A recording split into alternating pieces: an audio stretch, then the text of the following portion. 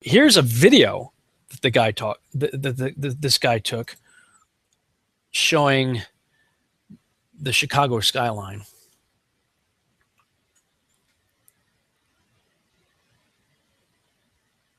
Okay, over time, and this is, I guess, a time-lapse video. And as the sun starts to go down and the atmosphere gets less hazy, things start to become more visible.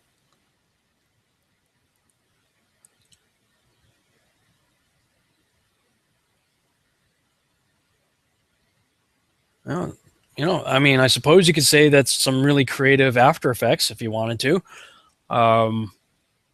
You know, this guy's saying it's real. It's more believable than the stuff that I've been seeing for the globe.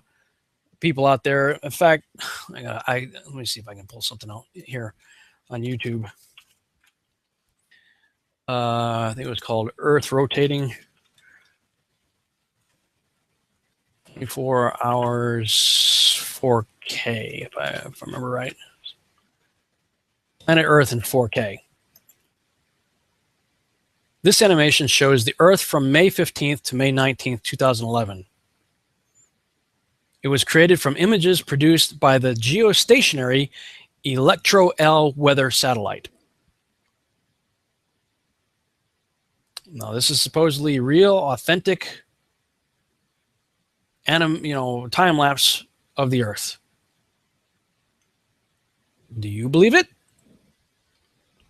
Do you believe this is actual time-lapse photography from a weather satellite looking down on our Earth?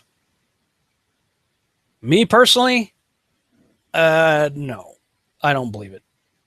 I'm impressed by their ability to morph the clouds. That's a whole lot better than what the Galileo space probe did when it shot video of the Earth rotating in time lapse. This one right here, no clouds moving. This is supposedly December 11th, 1990. The Galileo space probe supposedly shot this 25-hour time-lapse video. Look at that. None of these clouds are changing shape, morphing, or doing anything. 25 hours, complete rotation. Not one cloud dissipates, not one cloud goes away, not one cloud, accumulates, shows up. Nothing's moving. Everything's following exactly the same right here. It looks like this is Australia. That cloud's going right over it. Perfect. 25 hours. Nothing's moving. This is being passed off by Jet Propulsion Laboratories as legitimate. Well, probably in the 1990s, that's about the best they could do with that type of animation. Now they've gotten a little bit better at it. But I'm not buying this as real because I can create a really believable Earth myself. It looks very, very similar to this. Might even look better than this using a software that costs about $300 called View. In fact, I wonder if I can even show that. I don't even know if I have View installed on this computer. I might actually be able to show you. Let me do a screen share on this. Screen share. Here's my Windows Explorer. I'm looking at that folder. Okay, that's an Earth I created back on August 28th, 2006. Okay, using the software right here, View. I use some of the bitmaps that you can get online. You can get some of these various things. How did they get these clouds? This is a really nice bitmap of just clouds, no Earth. Did somebody actually get in there and erase the Earth underneath all those clouds? Or did somebody just make all these clouds up? It seems more likely, especially when you consider some of these cloud formations seem to always show up. They look the same on every Earth I've ever seen. Same exact cloud formations. In fact, you can take those clouds and map them on top of some of these other files like this. You can get these files online, and shade them different ways, different atmospheres. You can create masks for them like that.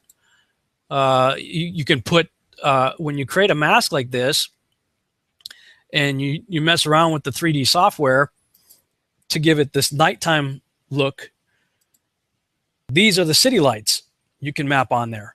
So I can make an Earth that looks like it's, an Earth at night, or I can make an Earth that looks like it's at day.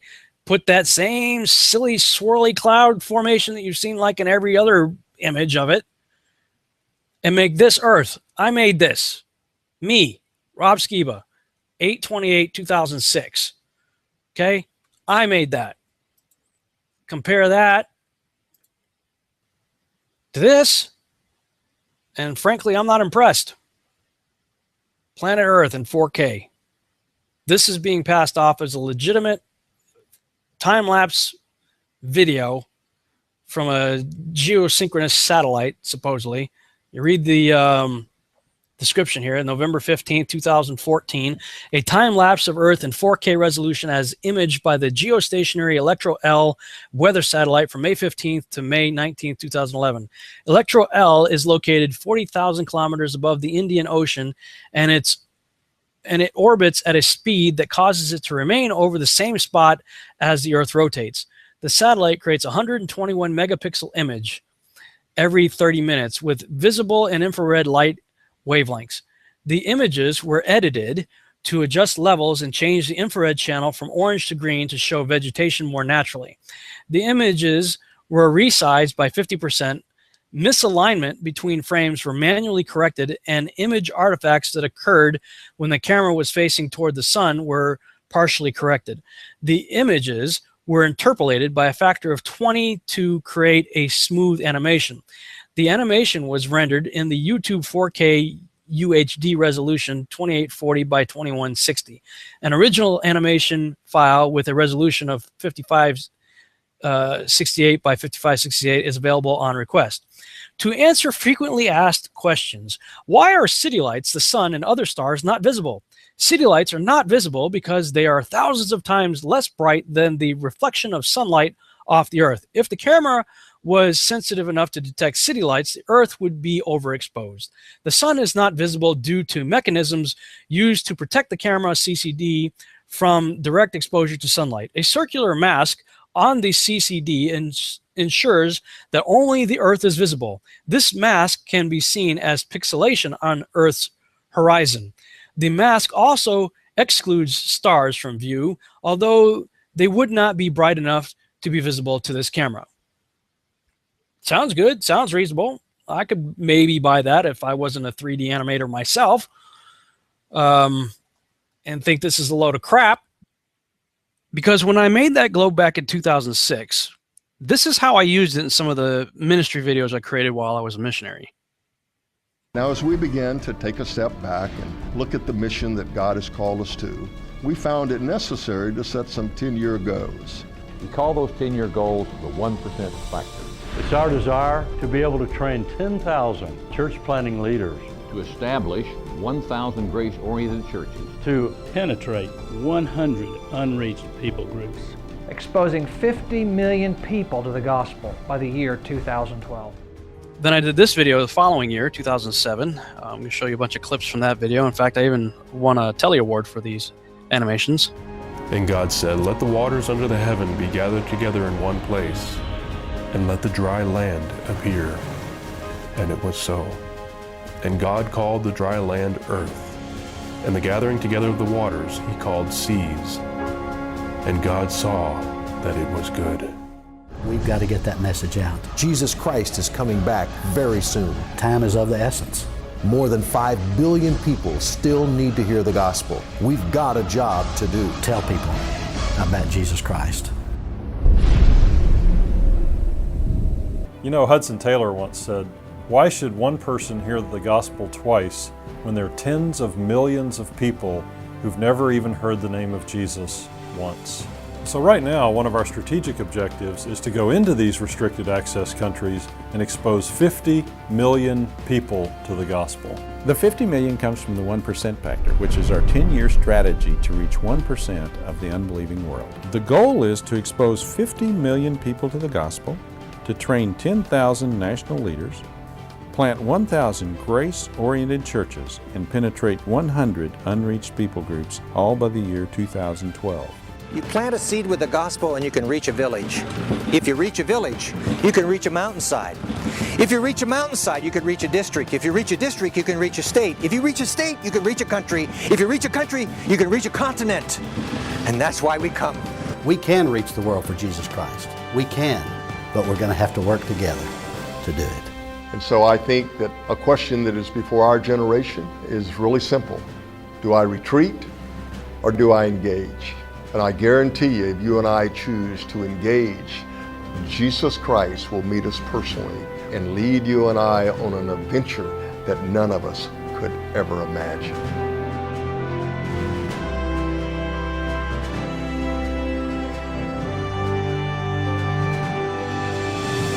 I created that globe back in 2006, and I used it over and over and over again. I can't even tell you how many times I used that globe, both for my own missionary journeys as well as for the videos that I was creating for the ministry and to help them illustrate their 10-year plan. They had a plan from 2002 to 2012 to reach the world.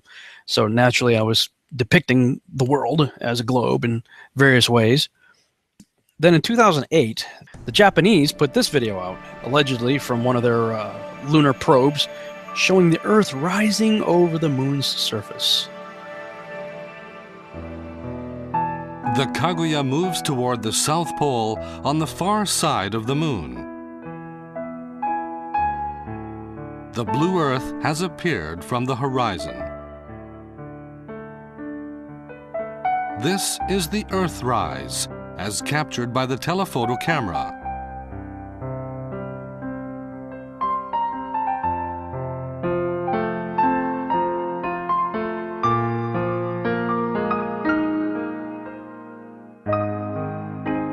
The sun is located right behind the Kaguya. The sun's light is projected directly onto the Earth, which appears round like a full moon. In this footage, the Earth's southern hemisphere appears on top. This is a spectacular view of the beautiful planet we call home. Yeah, sorry, but it looks more like a spectacular view of a high school level flash animation project. Maybe I'm prejudiced, but let's compare what I did with this so-called official space footage. You tell me what you think. Which one looks more realistic to you? Now, granted, I'm biased, right? I made it. But I think if I had nothing to do with this and somebody put these two up side by side, I'd probably be more inclined to pick the video on the left, especially if it was slowed down. I mean, it was meant to be as fast as it was to fit the pacing of the video that I was making. But if I took the time to render that out a lot slower in the same way the Japanese one did, I don't know, the shading, the shadows, and everything else, to me, I think are a lot more believable than the one that I did. And I'm not just saying that because I did it. I don't know. Maybe it's just me. But then you post a picture like the Chicago skyline, and everybody's like, well, that just looks like Photoshop. They don't question the crap coming out of NASA, where they can't even get scale or color right, and they're always using the same cloud covers. I mean, look how big the United States of America is on this globe compared to this globe. And both of these are official NASA photographs. Now, I had some guy on YouTube go off on me because I posted this saying what I'm saying now. And he's like, oh, just because some flat earther can put together some composite images like that, that doesn't prove anything. I'm like, no, do like 5 minutes of research, buddy, before you make comments like that, showing just how ignorant you are by condemning without investigating.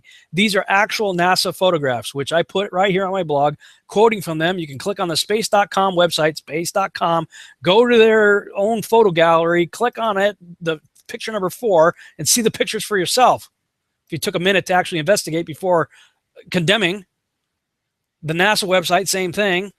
You know, the other picture right here, taken April 22nd, 2014 on Earth Day.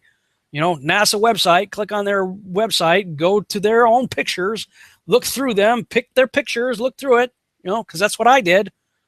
You know, take a minute to do some research before you go out there condemning people who actually do the research. Right? NASA, this is not some flat earther, you know, putting this stuff together to try to discredit NASA. They do a good job of discrediting themselves. They don't need flat earthers' help.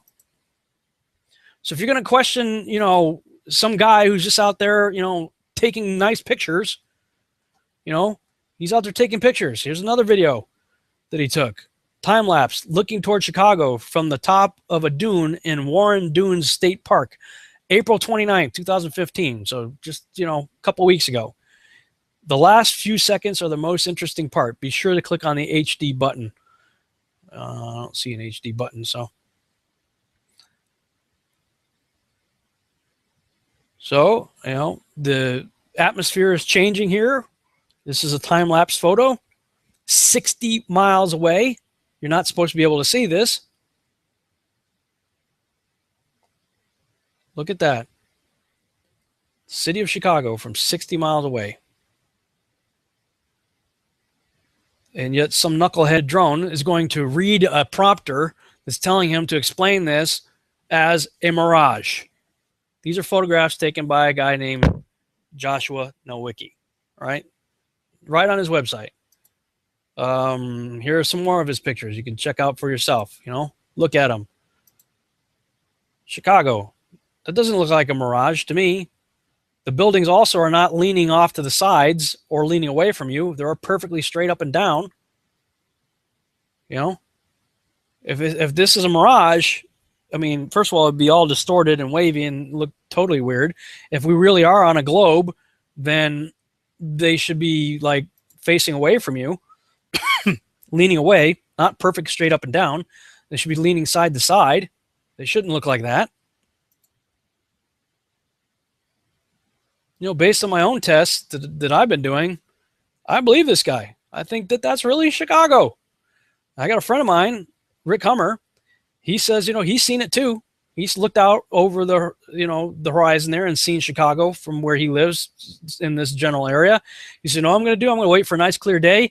I'm going to set the camera up so I can see it, you know, from this distance. And I'm just going to take a boat right across and just drive it all the way there and watch, you know, the city get bigger and bigger and bigger, you know. Not all of a sudden magically the mirage goes away and then the city pops up over the horizon. Do the test for yourself, people.